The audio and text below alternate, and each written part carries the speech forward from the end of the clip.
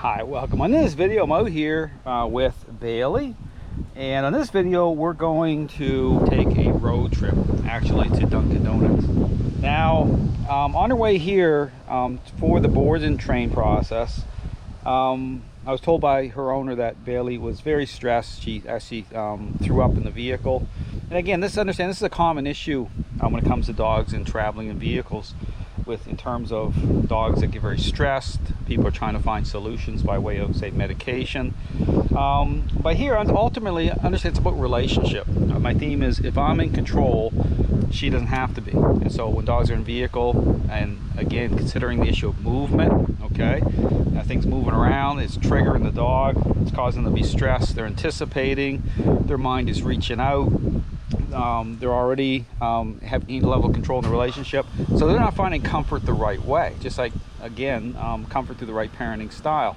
So here it's been about it's been 1 week, and we're moving into the second week now with board and training. So here I'm going to be taking Bailey with me to Dunkin Donuts and on a road trip. I'm going to show here exactly how you want to do this in terms of even from this point of entry.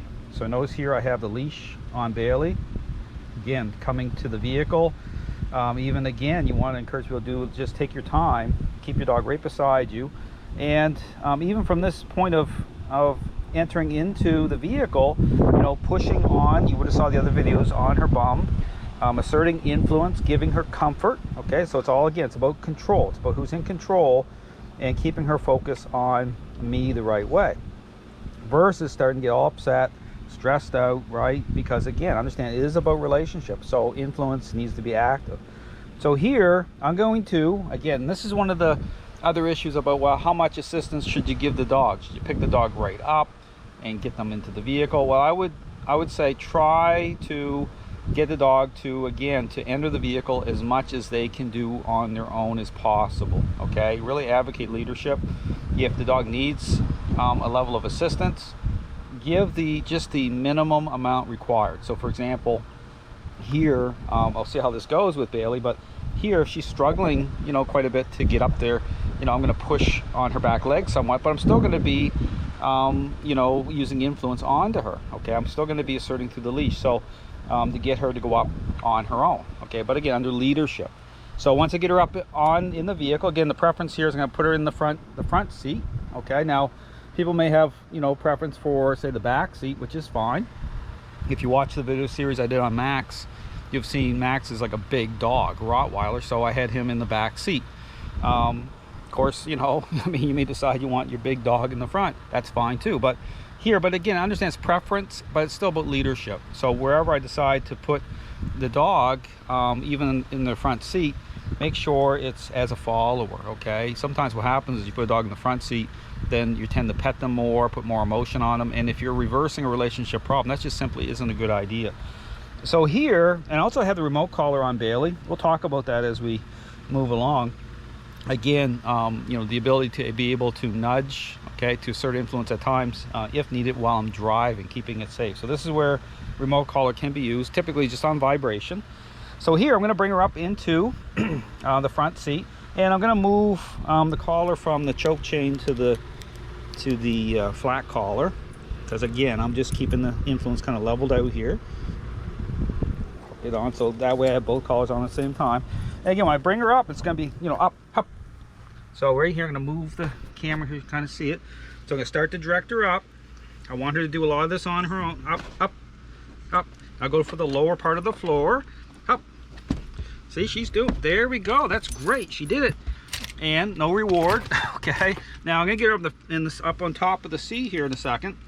So when I do this, again, if you're worried about your seats getting dirty, of course, you know, she wants to get up here anyway, but put a blanket or whatever, towel. So here I'm going to bring her up. But again, under authority, I want her right up. See, her tail's wagging here, but again, I want her up. So I'm going to bring her up, lift her leg up, push her up here a little bit. But once she's up here, I'm going to put her into a down position. So I'm moving her around, pushing, and I'm going to start right here.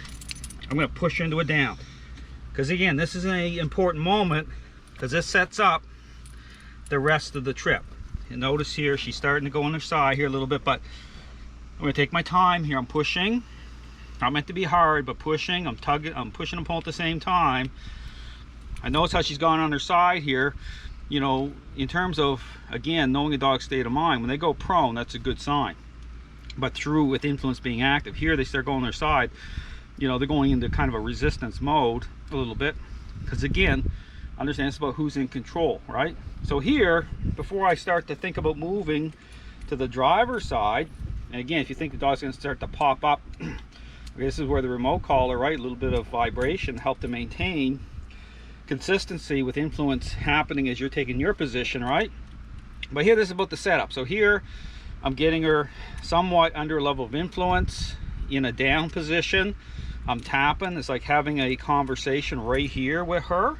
And again, I already know how stressed out she was in the vehicle before, right? So again, but here's the thing is, when you're doing this type of exercise, you know, you don't have to drive right away. I'm going to be driving with her to, you know, Dunkin' Donuts, but if you have a dog that is very stressed and it might take you, because of the skill set involved, longer to do this, you want to just do it in your driveway first with no expectation of going anywhere. Okay, just work on the vehicle part of this to set the foundation. So just the, you know, the driver's side like this, you know, some pushing and pulling. This is saying, hey, I'm in control, you're to relax. And then once you have a certain level of relaxation, then you can turn the engine on. And see, now she's going prone here a little bit. Turn the engine on and hover for a moment, which I'm going to do, and then start to consider moving. Now here, the same thing. I'm going to take the leash here and remove my hand. I'm still going to push. Now I have the remote collar, which I can vibrate her a little bit as I move around the other side, which I'm going to do right now.